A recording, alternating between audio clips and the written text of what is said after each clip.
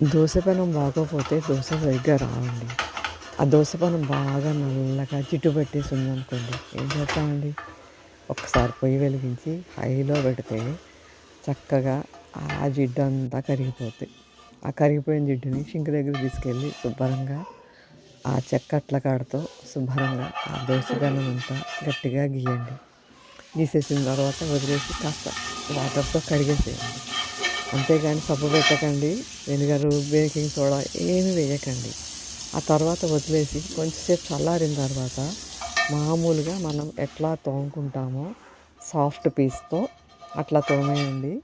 మీ అట్ల రేకు చాలా చక్కగా మెరుస్తుంది. అట్లాగే దోసలు చాలా బాగా వస్తాయి, తెల్లగా వస్తాయన్నమాట.